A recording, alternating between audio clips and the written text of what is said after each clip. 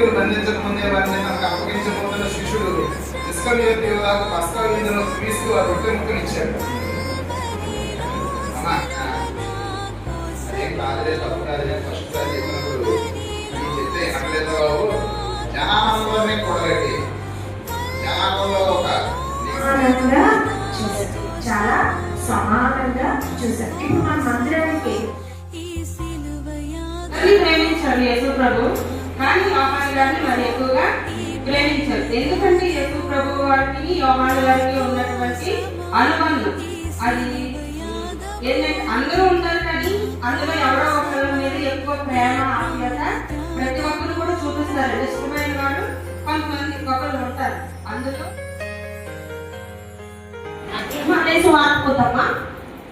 ఆయన ఏలి ఏలి లామా సబక్తాని ముందు చెప్పిన మాటలన్నీ కూడా ఆయన గ్రీకు హిబ్రూ భాషలో మాట్లాడితే ఈ యొక్క మాటలు మాత్రం ఈ అరమాయిక్ లాంగ్వేజ్ లో ఆయన మాట్లాడారు. ఈ అరమాయిక్ లాంగ్వేజ్ అంటే ఇది కూడా హిబ్రూ నుంచి వచ్చింది. ఇప్పుడు మనం తెలుగు మాట్లాడుతున్నాం, మాటలు వేరు. సంస్కృతం నుంచి వచ్చిందే హిందీ. అదేవిధంగా హిబ్రూ అండ్ గ్రీక్ అండ్ కొన్ని వర్సెస్ మాత్రమే అరమాయిక్ లాంగ్వేజ్ లో బైబిల్లో రాయబడ్డాయి. ఉదాహరణకి మనం మార్కు సువార్త 5:42 మాట్లాడతాడు తలితాకుని అనే వర్డ్.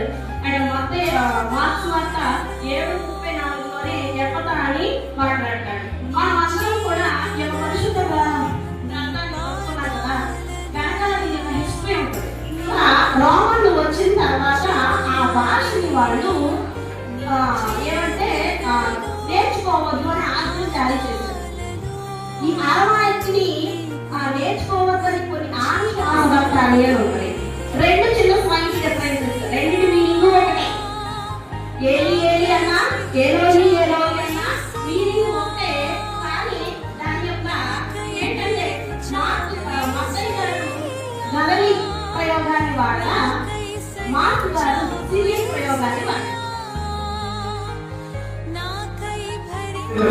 ఒక దినమైంది. ఫస్ట్ అస్తమయం కలిగేశాడు, నెక్స్ట్ ఉదయం కలిగేశాడు. ఇప్పుడు మీరు మైండ్ లో నుంచి ఫస్ట్ ఏం పెట్టుకోవాలి, ఒక దినం నేను అనగానే నిన్నటి సాయంత్రం 6 గంటల నుండి ఈ రోజు సాయంత్రం 6 గంటల వరకు ఒక దినం పెట్టుకోవాలి. 24 గంటలు.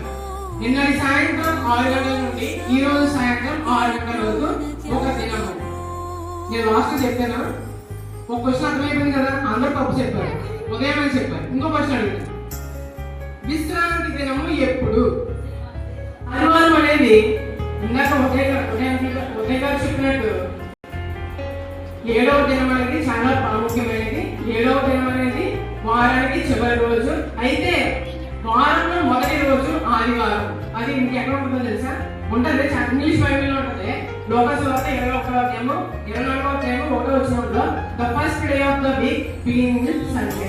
మీకు ఇంగ్లీష్ తెలుగులో చూపెట్టాను. మత్తయి వార్త పాసి గంటలు నడుచుకోవాలి, టైం లేదు కాబట్టి. మత్తయి వార్త 28వ అధ్యాయము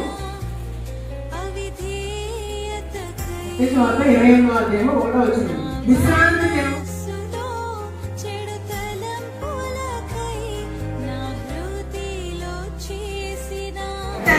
రెండుగా తెలిసిపోయింది.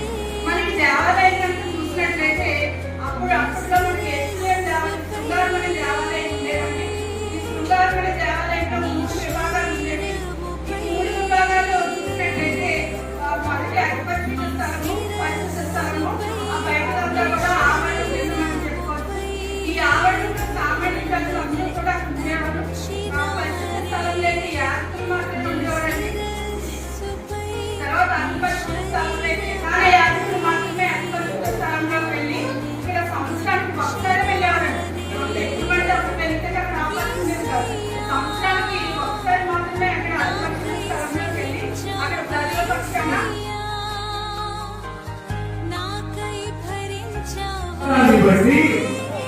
చూపిస్తూ ఏమంటాడు, నీవు మట్టి నుండి తీయబడ్డావు కనుక మళ్ళా మట్టికి అప్పగించు. చివరిలో ఆత్మను అప్పగించే విషయంలోనేవి అలాగే మనుషులైనటువంటి మనలను అప్పగించే విషయంలో కూడా ఇదే జరుగుతుంది. అవునండి, చేశాడు, తిరిగి నువ్వు మళ్ళైపోతావు కనుక నువ్వు మట్టికి అప్పగిస్తావు అన్నాడు. అలాగే ఈ మనుషులందరినీ కూడా తిరిగి మనం మట్టి కూడా అప్పగిస్తున్నాం. రెండోది, ఒక తండ్రి ఒక తల్లి బిడ్డల్ని కని ఒక కుటుంబం చేసేటప్పుడు పురుషుడికి స్త్రీని అప్పగిస్తుంది. అని ఇదంతా ఒకరి బాధ్యతలో ఒకరు అప్పగిస్తూ ఉన్నారు. అవునండి, మూడోది ఏంటంటే దేవాది దేవుడు తన ప్రాణం ఇవ్వడానికి ఎవరికి అధికారం ఇవ్వలేదు. నా అంతగా నేనే నా ఆత్మను అప్పగిస్తున్నానని తెలియజేస్తా ఉన్నాడు. ఒకసారి యోహాను సువార్త 10వ అధ్యాయం 18వ వచనం ఒకసారి చదువు.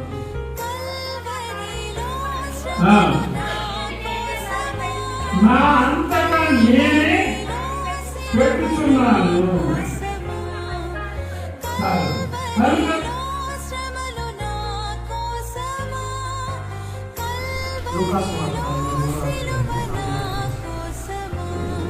ఒకసారి చదువుదామా? అప్పుడు యేసు గొప్ప శబ్దంతో కేక వేసి, తండ్రి, నీ చేతికి నా ఆత్మను అప్పగించుకొను. అక్కడ క్లారిటీ చదవండి అమ్మా. ఏమన్నాడు? అప్పగించు కొనుచున్నాడు. ఒకసారి వినండి. తండ్రి తీసుకోవట్లా, జ్ఞాపకం చేసుకోండి. తండ్రి ఆయన ఆత్మను ఆయనంతటికి ఆయన తీసుకోవట్లేదు. ఎందుకంటే తండ్రి ఆత్మను ఇచ్చాడు. అయితే కుమారుడు ఆయనంతటికి ఆయనే ఏం చేస్తున్నాడంట? మునుపే యేసు ప్రభువారు దేవుని యొక్క ఆయన యొక్క ఆత్మను తండ్రికి ఇవ్వడానికి ముందే అదిగో తండ్రి ఏర్పాటు చేసిన ఒక నిబంధన ఉంది. పాత నిబంధన అనే ఒక నిబంధన ఉంది. ఆ నిబంధన ఏమైపోయిందంటే మధ్యలోనికి చిరిగిపోయింది. హల్లెలూయా, హల్లెలూయా. మధ్యలోనికి చిరిగిపోయింది అంటే ఇక నుంచి మీరు ఎవరైనా సరే ఈ అతి పరిశుద్ధ స్థలంలోనికి అడుగు పెట్టవచ్చు. మీరు ఎవరైనా సరే, ఒక యాజకుడే కాదు, ఏ గోత్రము వారైనా సరే, ఏ గోత్రము వారైనా సరే అతి పరిశుద్ధ స్థలంలోనికి వచ్చి దేవుణ్ణి ఆరాధించుకోవచ్చు.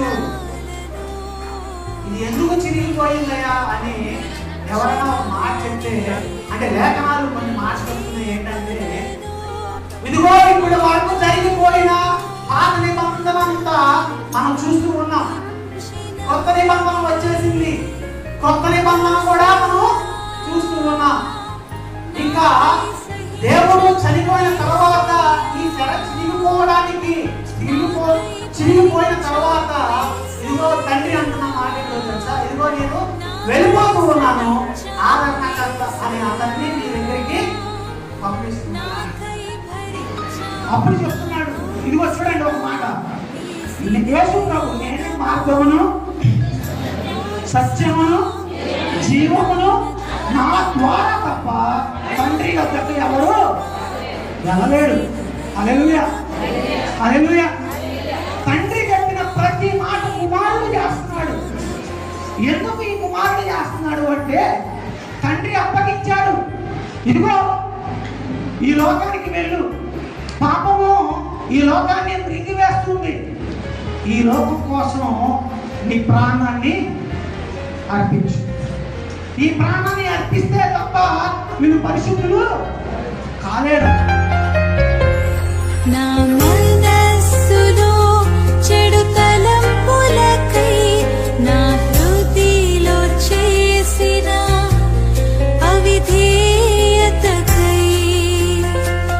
నా మనస్సులో చెడు తలంపులకై నా హృదయలో చేసిన అవిధేయతకై నీ శిరస్సుపై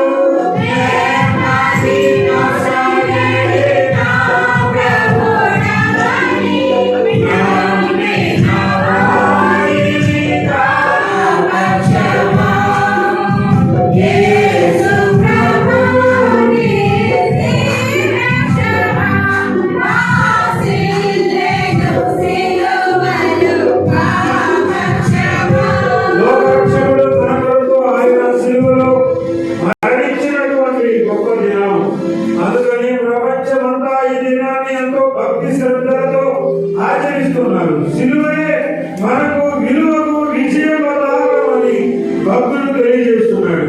అలాగే భానుమతి వారు ఏమన్నాడు? సిలువను చూచిన కొలది శిర సమానమైన మనసు నలిగి కరిగి నీరైపోతున్నాడు. కనుక సిలువను మనం చూద్దాం. శిర సమానమైన మనసు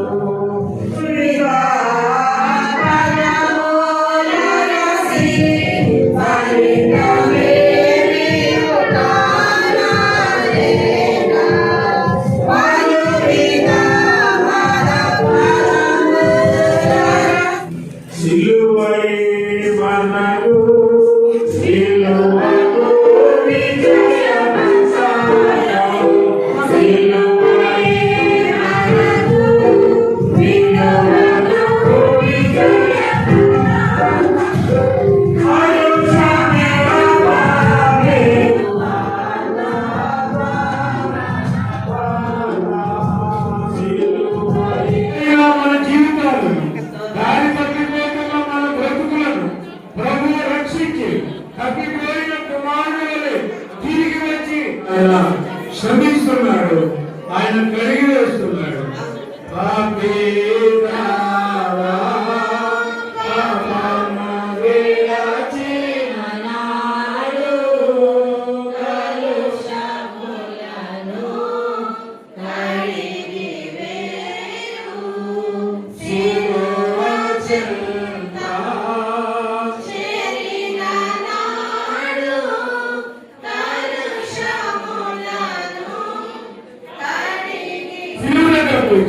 నీవు వేడుకుంటే నీకు పాప క్షమాపణ, పరిశుద్ధత, పశ్చాత్తాపం కలుగుతుంది.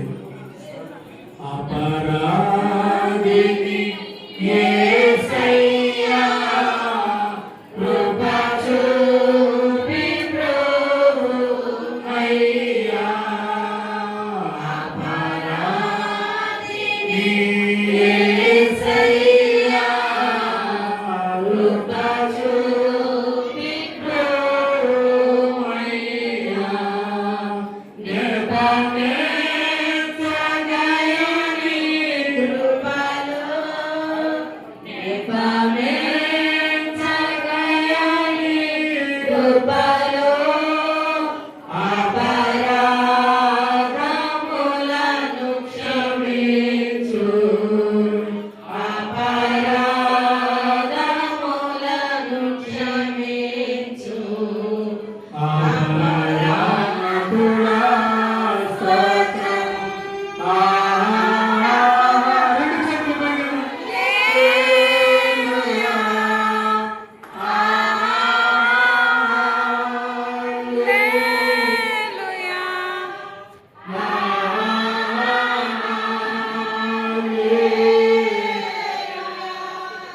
Hallelujah.